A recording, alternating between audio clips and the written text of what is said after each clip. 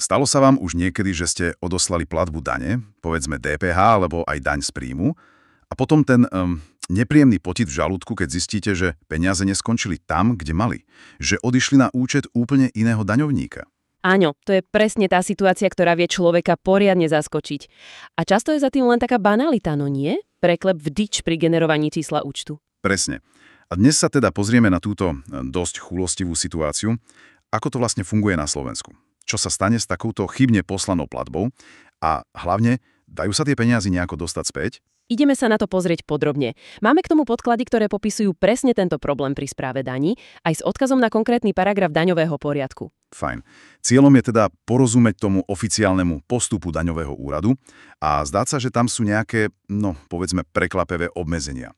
A potom, aké sú tie praktické kroky, čo sa dá reálne urobiť? Dobre, tak poďme na to. Čo je na tomto zaujímavé a vlastne kľúčové hneď na začiatku, je to, čo hovorí daňový poriadok. Konkrétne paragraf 55, odsek 11. Áno, a čo tam je také dôležité? No, ten zákon hovorí, že správca dane, teda daňový úrad, je povinný prijať každú platbu.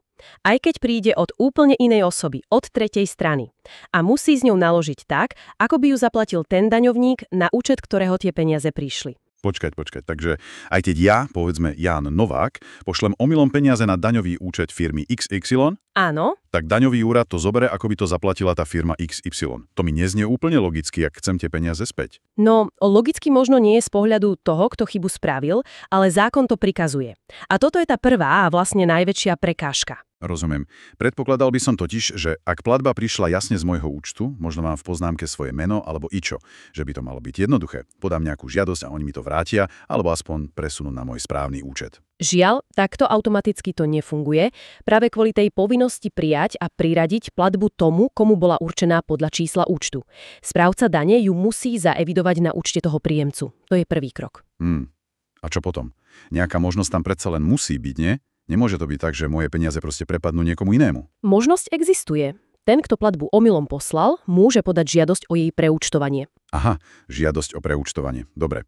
Podklady spomínajú, že úrad má na spracovanie takéto žiadosti 30 dní. To neznie až tak strašne, ale cítim v tom nejaký háčik. Áno, je tam jeden, ale za to dosť zásadný háčik. Žiadosť síce podať môžete a úrad ju aj spracuje v lehote. Ale k samotnému preúčtovaniu tej platby na váš správny účet dojde len a výlučne vtedy, ak u toho subjektu, ktorému ste peniaze nechtiac poslali, vznikne daňový preplatok. A to až potom, čo daňový úrad z vašej platby uhradí všetky jeho aktuálne daňové povinnosti a prípadné staršie nedoplatky. Fúha. Takže ak ten, komu som to poslal náhodou, dlží štátu na daniach, moja platba vlastne poslúži na zaplatenie jeho dlhu. A ja dostanem späť len to, čo zostane. Ak vôbec niečo. Presne tak. V podkladoch sú na to dva veľmi dobré príklady, ktoré to pekne ilustrujú. Dobre, poďme na ne. Tak si predstavme prvý príklad. Omylom ste poslali, povedzme 1 000 eur na účet inej firmy. Táto firma ale práve v tom čase mala platiť daňovému úradu 700 eur. Vy podáte žiadosť o preúčtovanie tých vašich 1000 eur. Daňový úrad vezme vašich 1000 eur, z toho uhradí tých 700 eur dane za tú firmu. Jasné. A až ten zvyšok tých 300 eur bude evidovať ako daňový preplatok tej firmy. A tento preplatok vám potom na základe vašej žiadosti preúčtuje. Takže späť nedostanete celých 1000, ale len 300. Rozumiem. Takže som vlastne zaplatil dlh niekoho iného a mne sa vráti len rozdiel. No dobre. A ten druhý príklad? Ten je asi ešte horší však. Áno, ten ukazuje to najväčšie riziko. Ak to zasadíme do širšieho kontextu. Povedme, že ste omylom poslali 700 eur. Ale tá firma, ktorej to prišlo na účet, mala práve daňovú povinnosť 1000 eur. Dobre. Znova podáte žiadosť o preúčtovanie. Daňový úrad použije celých vašich 700 eur na čiastočnú úhradu tej ich 1000 eurovej dane. Keďže celá vaša platba išla na pokrytie ich dlhu a im stále zostáva doplatiť 300 eur, u nich nevznikol žiadny daňový preplatok. A keďže nie je preplatok, tak mi daňový úrad nemá čo vrátiť, ani cent. Presne tak. V tomto prípade od daňového úradu nedostanete späť vôbec nič. To oficiálny postup cez daňový úrad je naozaj dosť veľká lotéria. Závisí to od toho, či ten druhý má alebo nemá podĺžnosti voči štátu. Je to tak. Takže keď to zhrniem, aby mi úrad vôbec niečo preúčtoval, musím podať tú žiadosť. To je jasné. Potom, u toho príjemca musí vzniknúť preplatok, a to väčší ako 5 eur, po tom, čo sa uhradia jeho dlhy. A ešte tá platba nesmie byť nejako stará. aby neuplynula lehota na zánik práva vyrúbiť daň. Áno, tieto 3 podmienky musia byť splnené kumulatívne. To sú teda dosť obmedzujúce podmienky. Človek by čakal, že keď spraví chybu, tak sa to dá nejako jednoduchšie napraviť. Súhlasím. A práve preto aj tie podklady, z ktorých vychádzame, naznačujú, že tento oficiálny postup nemusí byť vždy ten najefektívnejší, alebo teda nemusí viesť k vráteniu celej sumy. A čo teda odporúčajú ako alternatívu? Často praktickejším, aj keď potenciálne zdĺhavým riešením je kontaktovať priamo tú osobu alebo firmu, ktorej ste peniaze omylom poslali. Jednoducho ich požiadať, aby vám tú sumu vrátili. Alebo aspoň ten rozdiel, ktorý vám daňový úrad nepreúčtoval, lebo ho použil na ich daňové povinnosti. Ísť priamo za nimi? No, to si viem predstaviť, že to môže byť tiež celkom komplikované. Čo ak nebudú ochotní? Alebo povedia, že už tie peniaze nemajú?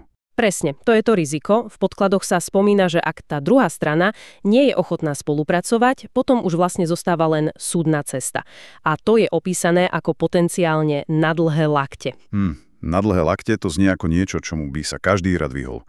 Takže ani táto priama cesta nemusí byť vôbec rýchla ani jednoduchá. Žiaľ, áno. Celá táto situácia vlastne otvára takú dôležitú otázku. Nakoľko sa oplatí spoliehať na tieto nápravné mechanizmy, či už cez ten daňový úrad s jeho obmedzeniami, alebo cez ten priamy kontakt s neistým výsledkom? V porovnaní s tým, aby sme tej pôvodnej chybe vôbec predišli. Presne tak. Keď vidíme, aké to môže byť komplikované a riskantné. Áno, človek si povie, že najlepšie je tú chybu vôbec nespraviť. Čo to teda všetko znamená pre prax? No, znamená to, že hoci existuje ten oficiálny postup cez daňový úrad, jeho úspech je fakt neistý. Veľmi závisí od daňovej situácie toho, komu sme to omylom poslali. Ak má nedoplatky, môžeme prísť o čas peňazí, alebo aj o všetko, aspoň teda čo sa týka vrátenia cez úrad. Priama komunikácia s tým príjemcom je druhá možnosť, ale tá môže byť tiež zložitá a zdĺhavá. Presne. Takže to najdôležitejšie zistenie je asi toto. Absolútna, ale naozaj absolútna dôslednosť a kontrola čísel, účtov, variabilných symbolov, proste všetkých platobných údajov predtým, než odošleme akúkoľvek daňovú platbu, je úplne kľúčová. Áno, zdá sa, že prevencia je tu naozaj tá najlepšia stratégia, lebo dostať späť chybne odoslanú daň je komplikované.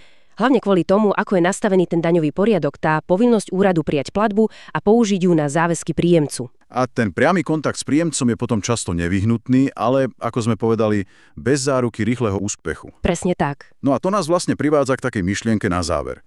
Keďže ten oficiálny postup cez daňový úrad je taký neistý a priamy kontakt s príjemcom môže byť zdĺhavý, nepríjemný, možno aj drahý, ak to skončí na súde, aké konkrétne mechanizmy alebo možno osvedčené postupy by mohli firmy, ale aj jednotlivci zaviesť ešte pred samotnou platbou?